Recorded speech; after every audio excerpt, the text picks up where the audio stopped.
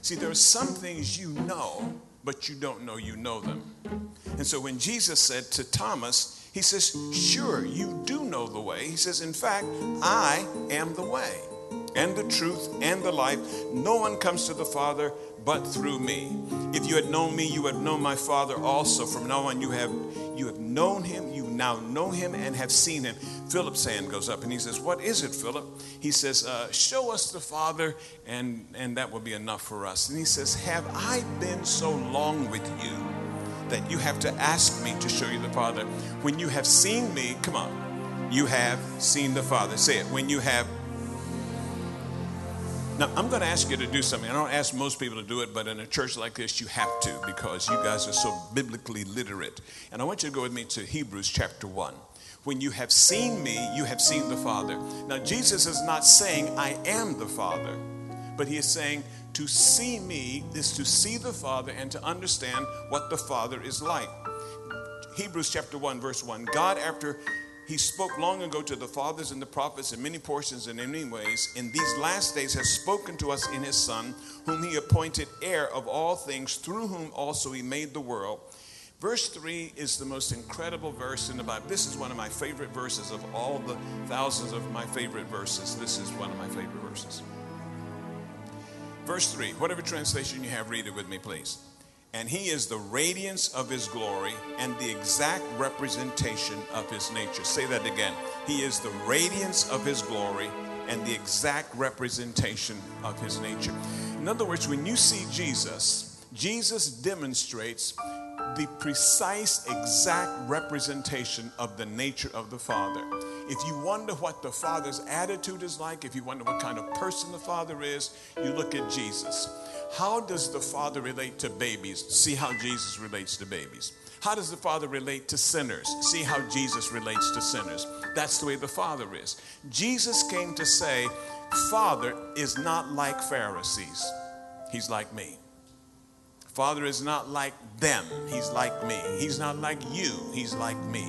And it's okay for you to hear Jesus say, when you have seen me, you have seen the Father. Come back to John 14 with me, please. So he works through this because he's trying to help them understand, I'm leaving, and you're going to have to deal with it.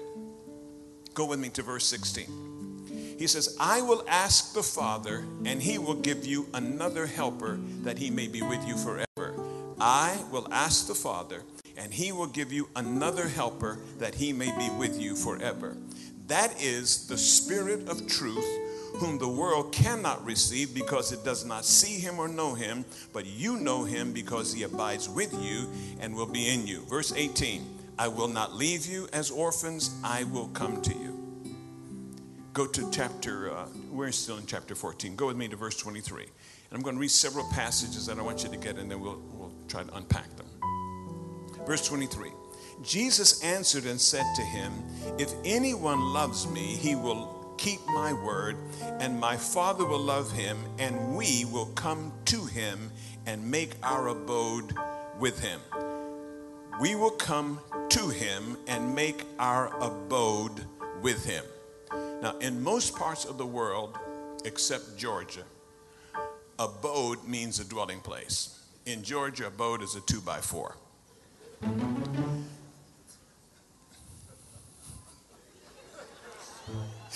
Son, give me that abode right over there. And all right, abode, say abode, a dwelling place.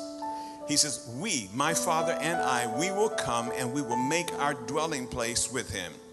Drop down to verse 25. He says, these things I have spoken to you while abiding with you, but the helper, or some translation says the comforter, the Holy Spirit, whom the Father will send in my name, he will teach you all things, bring to your remembrance all that I said to you.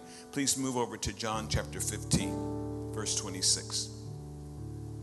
When the helper comes, whom I will send to you from the Father, that is the Spirit of truth, who proceeds from the Father, he will testify about me. The comforter, the helper, will testify about Jesus. Go to chapter 16, verse 5. But now I am going to him who sent me, and none of you ask me, where are you going? But because I have said these things to you, sorrow has filled your heart. but I tell you the truth, it is to your advantage that I go away.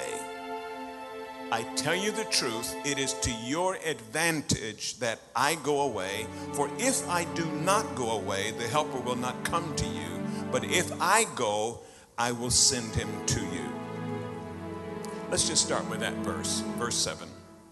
When Jesus says it's to your advantage, or it's necessary, or it's essential that I go away, you have to understand the audience to whom he's speaking are men who have been with him for about 3.5 years. They have watched him heal the sick, raise the dead. He's answered their questions. He has comforted them. He's been with them when they were in their most frightened moments. He set them free. He delivered them. It's like you have someone who has been with you that you've been looking for all of your whole life. And then that person says, I'm going to leave, and it's to your advantage. And you're saying to them, how is it going to be to our advantage for you to leave us? And that's the amazing part of this, because when the Holy Spirit comes to us, he comes to us in a special way. Now, hold that thought in mind, all right? Can you hold that thought? And go back to John 14.